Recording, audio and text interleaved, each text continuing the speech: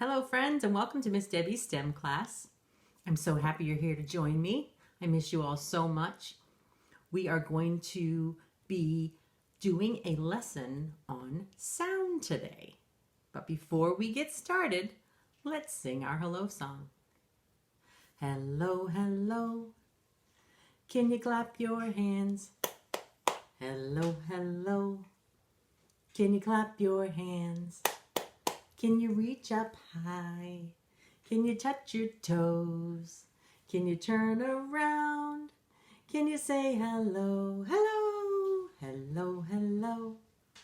Can you stomp your feet? Hello, hello. Can you stomp your feet? Can you reach up high? Can you touch your toes? Can you turn around? Can you say hello? Hello, friends. Hello, everybody. Like Miss Debbie said, we are going to be doing a lesson about sound. Can anybody tell me what a sound is? Did anybody say that it's something that you can hear with your ears? That's right. A sound is something that you hear. There are so many different sounds that we hear every day. Sounds inside the house, sounds outside the house. Can you think of some sounds that you hear every day? Maybe some birds chirping outside. Maybe someone singing. Maybe some music. Maybe a dog barking. There's so many different sounds. Maybe a truck outside driving by your house. There's so many different sounds that we can hear. Now that we know that sounds are all around us, does anyone know how sounds are made? All sounds are made from vibrations. Now, what's a vibration? A vibration is when something moves back and forth really, really fast. Like this, really, really fast. Sometimes it moves so fast that you can't really see it. If I was moving my hand slower, you could see my hand. Miss Debbie moves her hand really, really fast. It's almost blurry. That's a vibration. Another type of vibration is pulling on a rubber band. This is somewhat like a guitar. If you have any type of canister at home, you could use a can, or I have this rolled oats container. Anything that has an open top that you can put an elastic around. And I want to show you. Miss Debbie is going to pull on this elastic and tell me what you see. Do you see the elastic moving fast? Moving so fast you almost can't see it sometimes. It becomes a blur. That's a vibration. Keep pulling on that and it makes a sound. Can you hear the sound that the vibration's making? If you pull it harder, it makes a louder sound. If you pull it soft, it makes a softer sound. So there's one vibration that we can see. Another vibration that we can see is if you have a ruler. This is a clear ruler, so it's kind of hard to see. But if you have a ruler at home. Okay, so here is Miss Debbie's ruler vibration demonstration. I have my ruler here. I'm going to put half of it on my table and the other half is going to hang over. I'm going to hold one half down hard with one hand, and with the other hand I'm going to push down on the ruler and let it go. Do you hear the sound it made? And did you see the ruler moving back and forth really fast? That's a vibration, and it made a sound. Just like that. Miss Debbie has another demonstration for you. All you need is a bowl of any sort and some plastic wrap. And you're going to stretch out the plastic wrap and cut it so that it fits over the bowl nicely. Miss Debbie already has one done over here. There's the plastic wrap on top. Make sure it's nice and tight and push it down on all sides. Then what you can do is you can either use rice or sprinkles, or even glitter if you have some glitter. And what you're going to do is you're going to sprinkle gently onto the saran wrap. And Miss Debbie is going to show you how my voice can make these sprinkles move. Because when you speak, your voice vibrates. We're going to do another demonstration with that later on. But right now what I'm going to do is Miss Debbie is going to go right next to my bowl and I am going to hum.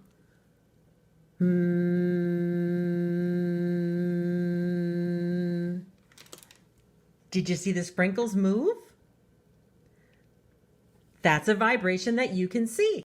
So we've talked about some vibrations that we can see, and there are also some vibrations that we can't see, but we can feel them. Now, one vibration that we can feel is coming from a speaker.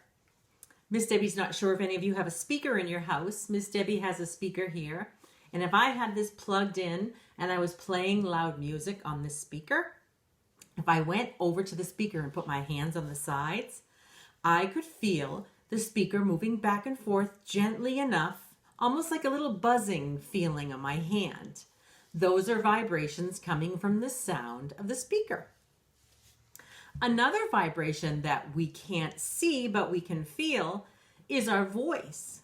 Now, if you speak and say hello, hello, hello, and put your hand on your neck while you speak, Miss Debbie's speaking to you right now, and I can feel vibrations on my neck. Those are the vibrations coming from my voice.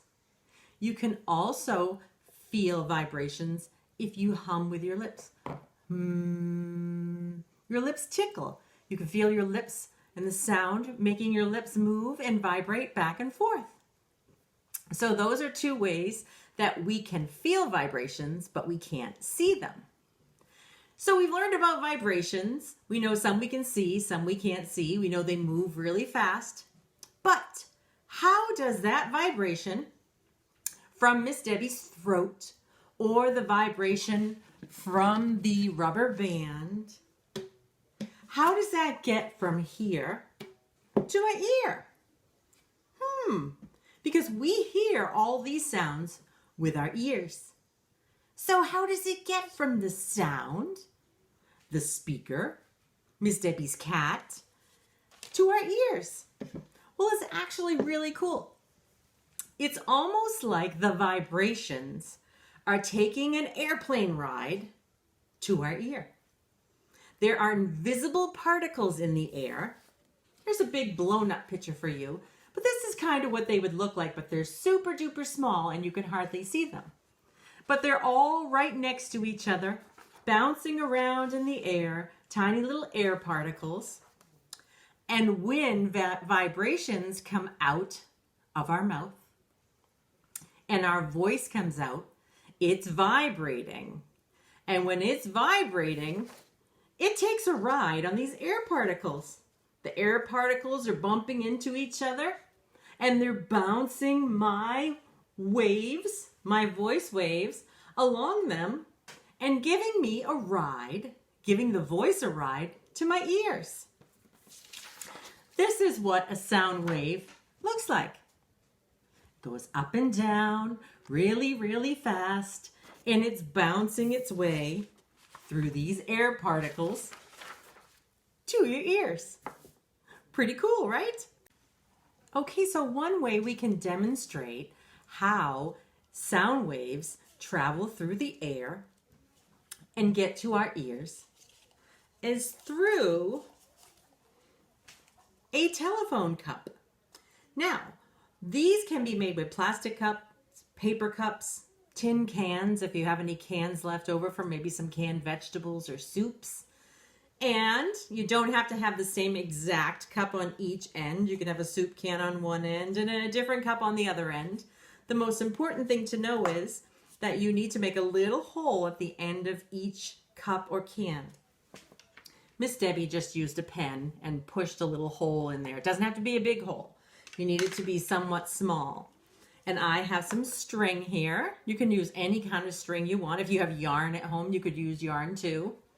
And all you're going to do is cut a really long piece of yarn or string. I'd say at least 6 feet long. Because what you want to do is you want to demonstrate how sound can travel, and you want to whisper. So you want to be far enough away from your partner so that they can't really hear what you're saying. So I'll show you what I mean. So we're going to cut our string super long, and then we're going to tip our cup or our can over.